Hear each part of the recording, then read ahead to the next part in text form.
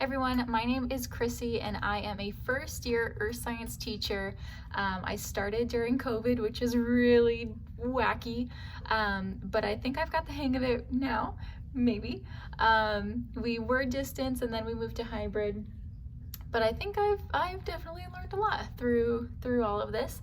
And I've compiled a list of 5 tips that I have for new teachers, regardless of if you're in person or hybrid or distance.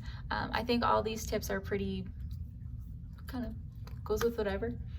And you don't have to be science. So these aren't science specific. This is for any teacher, regardless of grade level, 5 tips for brand new teachers.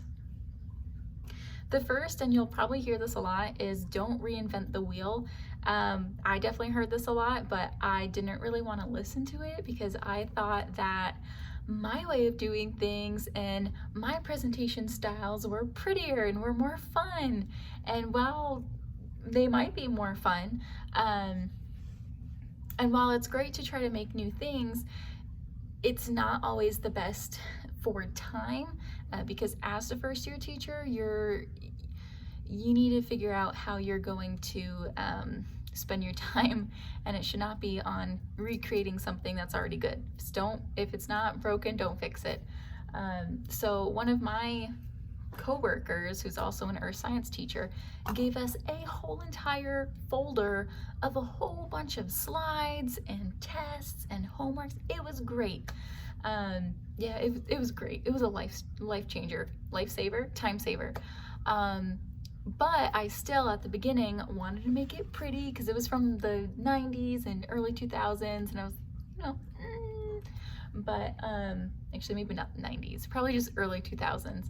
And I wanted to put my own twist on it, but it took so long. I was probably up until 10 p.m. at night, and you don't want to do that. So don't reinvent the wheel. If it's good to go, just use it. If you need to make a couple tweaks here and there so that way the flow is better, do that, that's fine.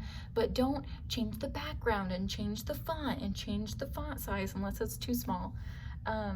Only stick to necessary things. Don't focus on aesthetics. So that's my first tip. My second tip is to keep it, My second tip is to be yourself, but keep it professional. And this is with students, coworkers, and admin as well, or whoever your boss is.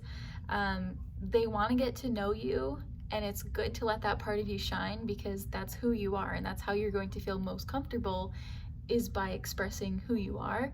But just keep it professional. So if you're naturally a funny person, obviously just make your jokes PG. Or if you're kindergarten, keep it G. And yeah, if you have lots of sarcasm, great, you can use that, and I'm sure your students are gonna love it, but definitely be a little bit lighter with it. Yeah, you're just be you, but keep it professional. The third is progress over perfection. I am a first year teacher. I understand that not everything is perfect, and the advice that I'm giving you, I had to listen to myself because I was struggling. So understand that you're a first year teacher, you're not going to expect perfection. That is impossible. And understand that your admin also knows that you're not going to be perfect. It's okay. You're a first year teacher. You have time to grow.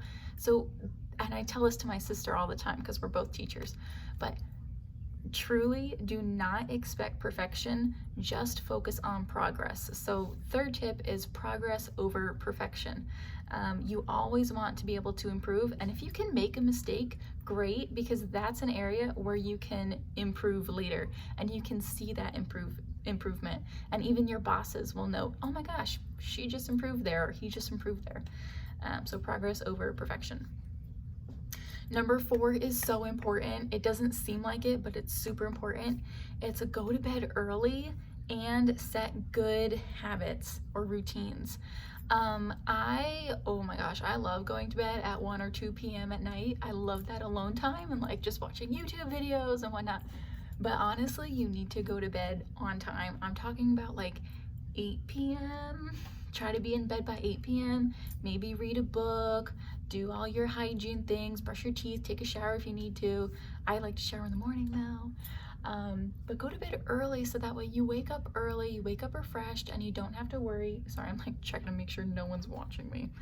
Um, you don't have to worry about, you know, your alarm going off and you're super tired because you didn't sleep a wink. Or anything like that. And then going to bed early also allows you to have a long morning to get ready. Again, I like to shower in the morning, so I have time to do that, dry my hair, put on my makeup. Maybe if I want to make an egg sandwich or get a little fun with that. Yeah, and with going to bed early and waking up early, I actually go to school, I think it's like an hour and a half before school actually starts, which probably sounds crazy, but I would rather be in early and get all my stuff done and feel good to go than come in, or not come in, but then stay late. When 4:03 hits, that's when our school ends. When 4:03 hits, I am out the door. I am trying to beat the buses. I'm not here to stay late. I want to enjoy the sunlight and whatnot. So go to bed early, wake up early, get in early if you want to, you don't have to, and leave early. And still going along with like the good routines, getting home early has allowed me to start exercising, which is great because it's so good for your body. And though I sometimes hate getting myself to go exercise, it really does feel good. So try to do maybe a half hour or hour exercise every day or every other day. That's what I do, is every other day. I'm not perfect. And actually, to be honest, I try to do every other day, but maybe I go like maybe two times during the weekday. Weekends are a little iffy. Anyways, just set good habits for yourself, and it all starts with giving yourself time. All right, that one's good. The last and final, the fifth one, whatever we're calling it, is to go green if possible. Now, of course, I say this because I'm a science teacher. I think if you can go green, you should, but it actually will help you. I have, and part of this is because of COVID, we were distanced, but I have all of my tests and slideshows obviously, homeworks, everything like that in Google and in my Google Drive, which is nice because I just send copies to kids. It keeps it hands-free and whatnot. The kids are gonna comment soon. It keeps it hands-free, and it helps you because all of your files are online. You can access it if it's Google Drive. You can access it from different computers or even your phone. So I highly suggest it. The kids are gonna come in soon and this is gonna be weird. All right, bye.